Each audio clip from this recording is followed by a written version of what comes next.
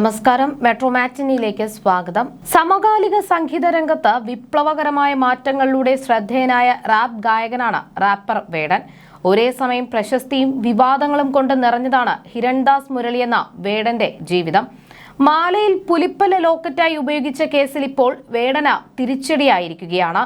വേടന്റെ പക്കൽ നിന്നും പിടിച്ചെടുത്തത് യഥാർത്ഥ പുലിപ്പല്ലാണെന്ന് സ്ഥിരീകരിച്ചു. കൊൽക്കത്തയിലെ സുവോളജി ലാബിൽ നടത്തിയ പരിശോധനയിലാണ് സ്ഥിരീകരണം. കേസിൽ വനം വകുപ്പ് ഉടൻ കുറ്റപത്രം സമർപ്പിക്കും.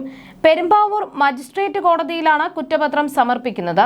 നിയമവിരുദ്ധമായി പുലിപ്പല്ല് കൈവശം വച്ചതിനാണ് വേടൻ എന്നറിയപ്പെടുന്ന റാപ്പർ ഹിരൺദാസ് മുരളിക്കെതിരെ കേസെടുത്തിരിക്കുന്നത്. 3 വർഷം വരെ തടവ് ശിക്ഷ ലഭിക്കാവുന്ന വകുപ്പാണ് വേടനെതിരെ ചുമത്തുക. വേടൻ ധരിച്ചിരുന്നത് പുലിപ്പല്ല് തന്നെയെന്ന് വനം വകുപ്പിന്റെ പ്രാഥമിക പരിശോധനയിൽ വ്യക്തമായിരുന്നു. ഇക്കാര്യം സ്ഥിരീകരിക്കാനാണ് സുവോളജി ലാബിലേക്ക് അയച്ചത്. കഴിഞ്ഞ വർഷം ഏപ്രിലാണ് വേടന്റെ തൃപ്പൂണിത്തുറയിലെ ഫ്ളാറ്റിൽ വനം വകുപ്പ് പരിശോധന നടത്തിയത്. അന്ന് വേടൻ അടക്കം 9 പേരെ 6 ഗ്രാം കഞ്ചാവുമായി പോലീസ് അറസ്റ്റ് ചെയ്തിരുന്നു.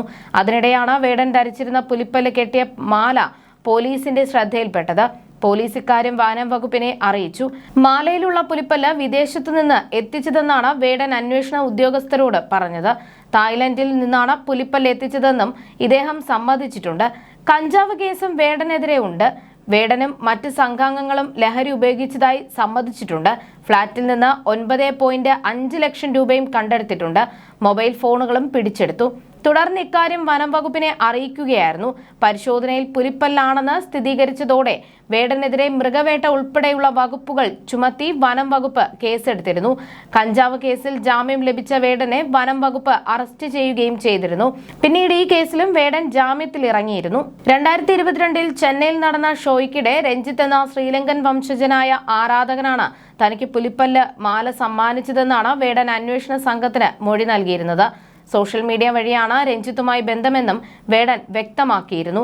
എന്നാൽ പോലീസിന് ഇയാളെ കണ്ടെത്താനായിട്ടില്ല. UK-യിലേക്കോ ഫ്രാൻസിലേക്കോ ഇയാൾ കുടിയേറിയതാണെന്നാണ് വിവരം. അനധികൃതമായി പുലിപ്പല്ല് കൈവശം വെച്ചു, മൃഗവേട്ട തുടങ്ങിയ ആരോപണങ്ങളിൽ വേടനെതിരെ നേരത്തെ കേസെടുത്തിരുന്നു.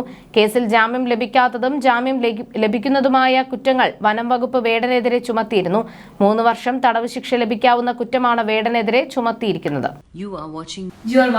You're watching me on metromatney.com. On metromatney.com. Metromatney.com. metromatney.com. Subscribe for more videos. Subscribe for more videos. Subscribe here for more videos. Subscribe now. Thank you.